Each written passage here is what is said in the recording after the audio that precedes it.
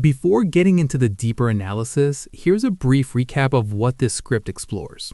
This breakdown explains why Cami rejects the insurance payout and greenlights a drilling project with terrible odds, how that choice is driven by insecurity rather than strategy, why the conflict between Charlie and Rebecca exposes two opposing philosophies of leadership, and how Tommy quietly becomes the emotional and moral buffer, absorbing the fallout of everyone else's decisions.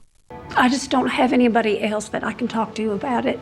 More importantly, it examines how Landman uses this single choice to explore power, pride, and the cost of demanding respect in an industry that doesn't forgive mistakes.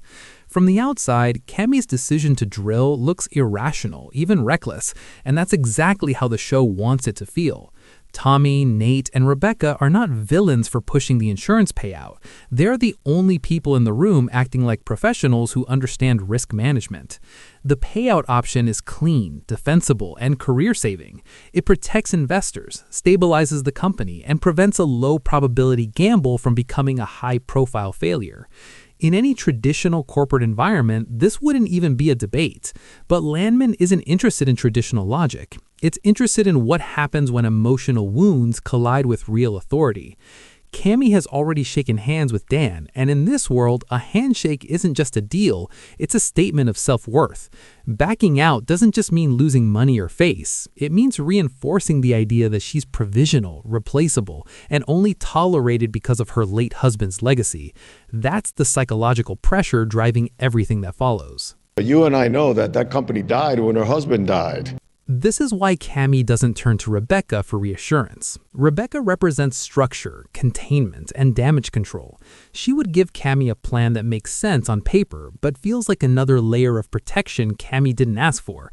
Instead, Cami turns to Charlie because Charlie represents something more dangerous, unfiltered truth. When she asks him whether the gas reservoir can realistically be accessed, she's not asking for probability, she's asking for permission.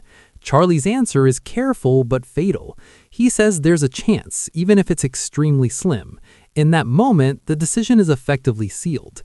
Cami doesn't hear unlikely, she hears possible. And that distinction matters because possibility gives her emotional justification to do what she already wants to do. Charlie may believe he's simply being honest, but honesty doesn't exist in a vacuum. He knows Cami's emotional state, he understands the power dynamics in the room, and he knows that his words will be used as validation rather than guidance. That doesn't make him malicious, but it does make him complicit. His professional pride is also at play here. Part of Charlie wants to prove that his geological instincts still matter more than corporate caution, and that refusal to follow Rebecca's script is as much about ego as it is about integrity. Rebecca's reaction after the meeting is one of the most misunderstood moments in the episode, because it's easy to frame her as controlling or fear-driven. In reality, Rebecca is the only one fully accounting for institutional consequences. She understands that careers in this industry don't end because people had good intentions. They end because someone ignored the numbers. When she says this decision could destroy all of them, she isn't exaggerating. She's speaking from experience. Her frustration with Charlie isn't that he told the truth, it's that he chose to tell it without context, without guardrails, and without regard for how emotionally compromised Cami is. Charlie's personal jab about her loneliness cuts deeply, but it also exposes something uncomfortable. Both of them have sacrificed personal fulfillment for professional relevance, and now they're watching Cami gamble that relevance away for emotional closure. Their conflict isn't personal, it's philosophical. Rebecca believes discipline is what keeps chaos out of decision-making. Charlie believes truth should stand on its own, even when it destabilizes the room. Cami, meanwhile, believes instinct is the only thing she has left to defend herself with. Tommy's role in all of this is what grounds the episode emotionally. Unlike Rebecca and Charlie, Tommy doesn't approach the situation as a battle of frameworks or authority. His disappointment in Cami's decision is controlled, almost subdued, because he understands exactly where it's coming from. When Cami explains the altercation at the bar and the way her social circle treats her like an inconvenience rather than a peer, the drilling decision stops being abstract. It becomes personal. Cami isn't just trying to make money, she's trying to prove that she belongs in this space without being patronized, managed, or quietly sidelined. She draws a clear line between herself and the stereotype of the wealthy widow looking for protection or validation, and she demands something far riskier than comfort: trust. Not trust backed by certainty, but trust in her instincts. That demand, however, comes at a cost she doesn't fully own. She is effectively asking everyone else to stake their careers on her emotional need to be taken seriously. This is where Landman refuses to romanticize her pain. Cami's desire for respect is understandable, but the method she chooses to pursue it is ethically questionable. She externalizes her insecurity onto the company's future, transforming a corporate decision into a referendum on her identity. Tommy sees this clearly, which is why his response is neither enabling nor confrontational.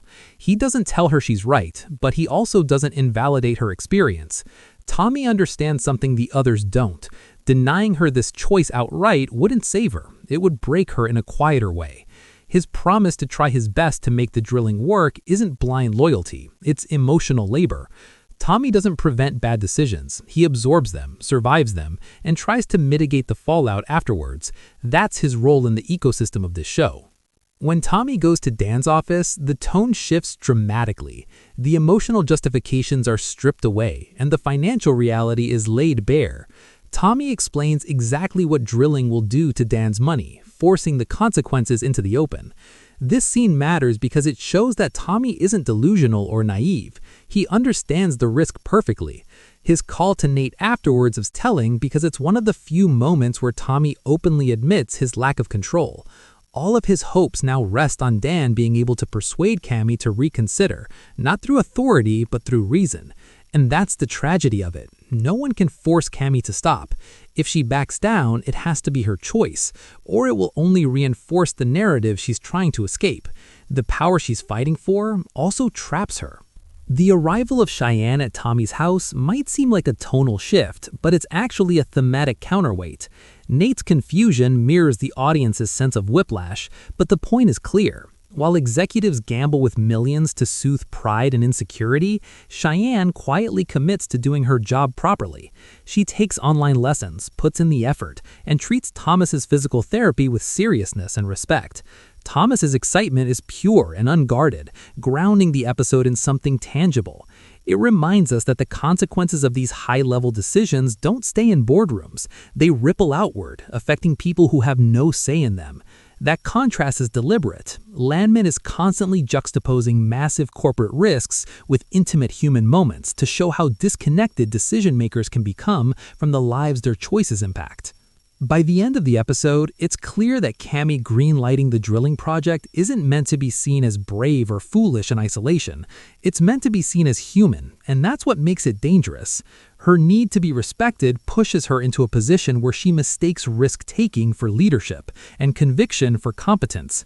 The show doesn't ask us to hate her for it, but it doesn't excuse it either. Charlie's honesty, Rebecca's caution, and Tommy's empathy all collide here, creating a perfect storm where no one is entirely wrong, but everyone bears responsibility. Landman doesn't ask us to agree with Cami's choice. It asks us to sit with the reality that self-respect, when pursued without accountability, can become just as destructive as greed. And that lingering discomfort is exactly why this storyline works.